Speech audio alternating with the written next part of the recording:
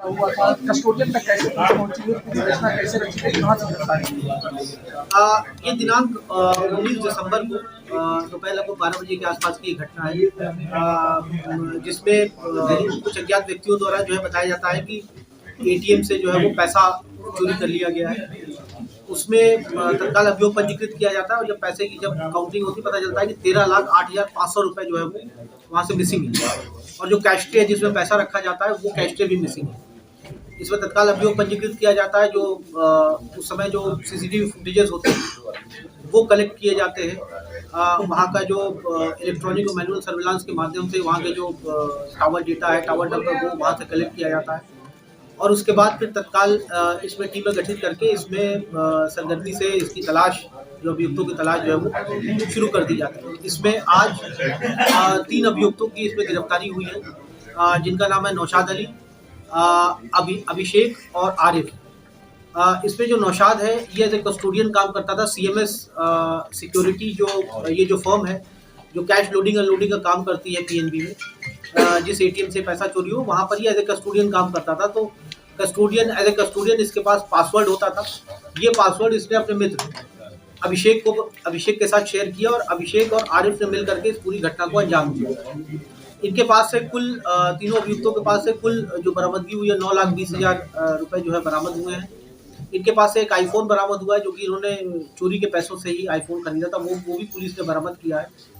और आज इन तीनों अभियुक्तों को गिरफ्तार करके माननीय न्यायालय के समक्ष प्रस्तुत किया जा रहा है। कुल कितने अभियुक्त थे सर इसमें टोटल, जो इस घटना को अंजाम दिया और कैसे ये खुलासा हुआ?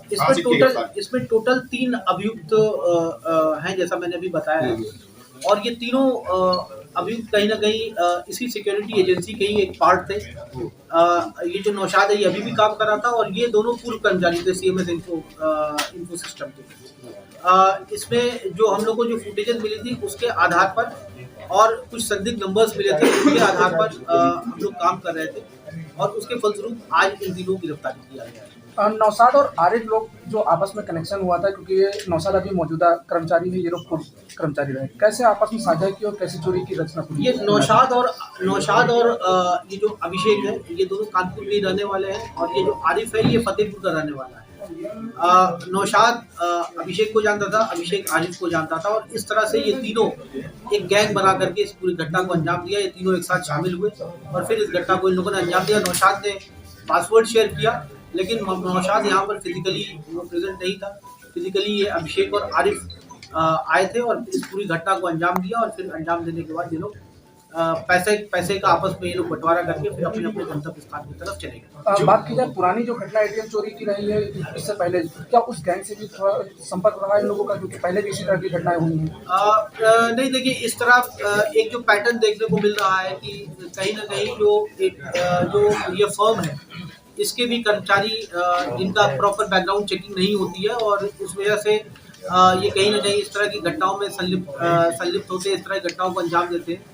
तो हम लोग पूरे कमिश्नरेट में एक मैसिव ड्राइव चलाएंगे जिसमें कि इस तरह की एजेंसीज है और जो भी इनके कर्मचारी हैं इनका प्रॉपर पुलिस वेरिफिकेशन और पुलिस सत्यापन कराया, चरित्र सत्यापन कराया जाए, जिससे कि इस तरह की घटनाओं को की पुनरावृत्ति को रोका जा सके। आप ये पैसे चोरी करने के पीछे कारण क्या था? वजह कुछ बताई गई? आर्थिक स्थिति कोई मजबूरी? नहीं, आर्थिक स्थिति नहीं थी। ये लोग अपना शौक पूरा करने के लिए ये पैसों को लोगों ने चुराया था अपने यूज के लिए लोगों ने पैसे।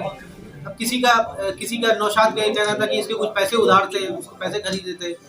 आरिफ का ये कहना था कि इसको जो है मोबाइल खरीदना था। तो इस तरह से अपने निजी उपयोग के लिए इन लोगों ने इस पैसे को चुराया। अभिषेक और आरिफ की अगर बात की जाए जो इससे पहले हटाए गए थे, क्या किसी घटना से संबंधित पाए गए थे जिसका कारण हटाए थे और ये संपर्क में रहे तो क्या वेरिफिकेशन नहीं कराया था? वेरिफिकेशन नहीं कराया गया था, ये एक चूक रही है सिक्योरिटी एजेंसी की तरफ से और हम लोग इस पर भी गहनता से जाँच कर रहे हैं कि यदि वेरिफिकेशन नहीं कराया गया तो क्यों नहीं वेरिफिकेशन कराया गया और आगे इस तरह की चीज़ें ना हो, इसकी पुनरावृत्ति ना हो, इस तरह के इंसिडेंट्स को रोका जा सके। इसमें हम लोग इसके बारे में हम लोग एक विस्तृत रूपरेखा बना करके इसके ऊपर काम करेंगे। पुलिस कैसे हुई सब टेक्निकल को प्राप्त हुए थे उसके आधार पे और जो इलेक्ट्रॉनिक सर्विलांस से कुछ हम लोग कुछ नंबर्स प्राप्त मिले थे उसके आधार पर उसके आधार पर इनकी गिरफ्तारी की।